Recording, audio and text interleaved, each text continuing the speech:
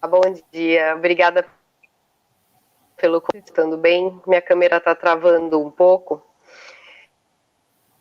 O problema com o barulho começou em 2019, onde, assim, de repente, do nada, o meu mundo virou de cabeça para baixo da minha família. Nós moramos em duas casas, aqui uma ao lado da outra, onde se mudou para a nossa vizinhança um casal de vizinhos que faziam fluxo na rua. E a gente não sabia, não fazia ideia sobre leis de sossego, a gente não sabia nada de como reagir àquilo. Então eu comecei a buscar conhecimento sobre as leis, comecei a conversar no Conseg com os policiais, com o delegado, para ver como que a gente poderia combater isso.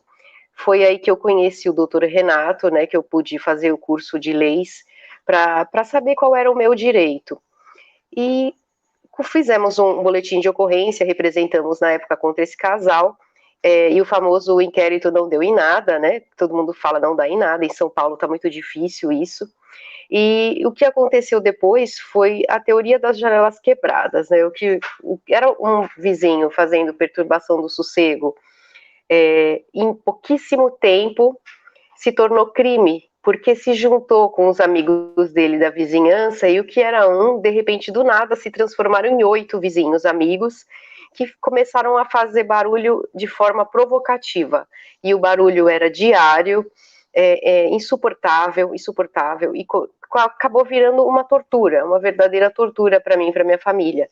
E a gente começou a combater vizinho por vizinho. Conversamos, enviamos notificação, falamos com os proprietários dos imóveis, e a situação se transformou numa bola de neve, virou um verdadeiro caos. A gente chamava a polícia para um, depois a polícia vinha e falava, você já chamou para aquele outro também. Então acabava que, e todas as formas que a gente tentou de buscar auxílio a isso, se transformou na gente sendo pessoas chatas e intolerantes. E isso se transformou num verdadeiro, assim, pesadelo, porque uma casa, depois música alta em outra, e começou a ser perseguição, palavrões, xingamentos, um verdadeiro pesadelo. E nós fizemos diversos boletins de ocorrência e durante todo esse período a gente não encontrou solução para isso ainda. Aqui em São Paulo tá muito difícil conseguir justiça por isso. E essa impunidade durante todo esse tempo, que é o que eu falo, o que era um vizinho com um problema, causando problema, que deveria ter tido essa punição lá no começo, lá em 2019, não teve essa punição, e ocorreu que os outros também se acharam ou no direito de fazer ou de provocar também. E em pouquíssimo tempo, que era um comportamento incivilizado, virou um comportamento selvagem. Se vocês vissem a situação aqui, é um verdadeiro show de horrores. Às vezes são todas as casas ao mesmo tempo, com som alto, som automotivo na rua, fazendo paredão de forró, cachorro latindo de propósito, porque a vizinha já falou que vai deixar de propósito. E essa impunidade, por tempo prolongado, acabou gerando um abuso ativo. Tentaram virar o jogo contra mim, contra a minha família, abrindo um processo com mentiras a meu respeito, que graças a Deus já foi extinto. E então esse sistema de que deveria socorrer as vítimas, muito pelo contrário, ela empurra as vítimas a se virar sozinha. E essa luta constante que eu tenho tido, assim, uma montanha russa de emoções que eu vivo, dia de vitória, igual o doutor Renato explicou, um dia de derrota, e é que vai me impulsionando a buscar soluções para isso, e ver. E assim, com o tempo, eu acabei conhecendo também o grupo Criminalização da Perturbação ao Sossego. Espero de conversar com as pessoas, de encontrar esse acolhimento. Eu encontrei no grupo, os administradores do grupo me receberam muito bem e fui orientada, e até hoje esse acolhimento passar adiante, né? Que a gente tem a intenção de passar adiante. Nós criamos o grupo Inaves, que, se Deus quiser, em breve seremos o Instituto Inaves, já estamos formalizando, de ver o desespero das pessoas, das vítimas, de chegar a perguntar para a gente como obter socorro, e a pessoa desesperada, como eu me sinto desesperada.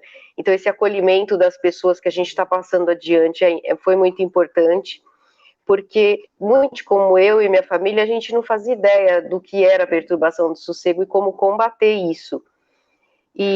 Com o passar do tempo, a gente foi adquirindo essas informações e lutando com todas as ferramentas para conseguir um socorro que ainda não chegou, mas vai chegar, se Deus quiser.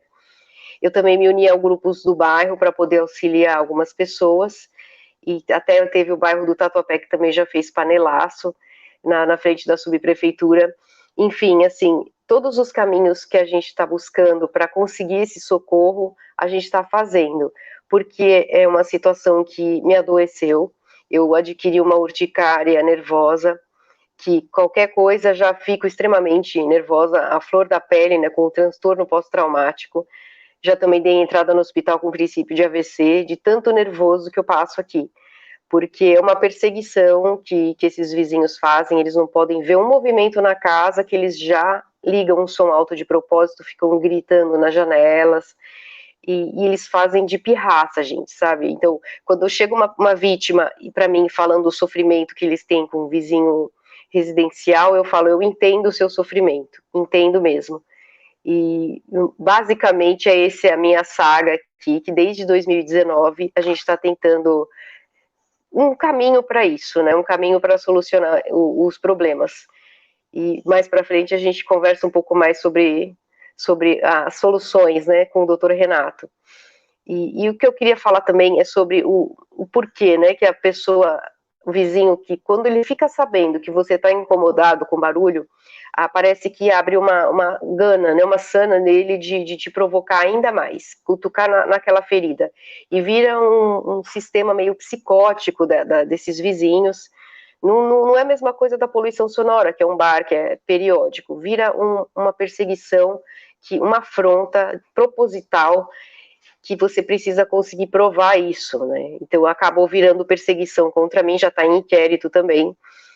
E esse é um sentimento de frustrante. Por que um ser humano, o que leva um ser humano a querer provocar um mal a alguém dessa maneira, né? Que é a tortura sonora, a violência sonora, que para mim é uma verdadeira agressão.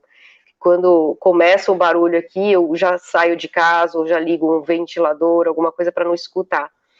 Então, basicamente, esse é o meu sofrimento. Vou dar a vez para depois explicar o que a gente está fazendo para resolver a situação. Obrigada, Carol. Muito obrigada por seu relato. Acho que muitas pessoas que estão... Eu estou acompanhando aqui no chat, os nossos convidados também, se quiserem ir lendo, né, os nossos palestrantes, eu acho que ajuda também a gente, às vezes, interagir com o público na própria fala, independente de responder uma pergunta ou não.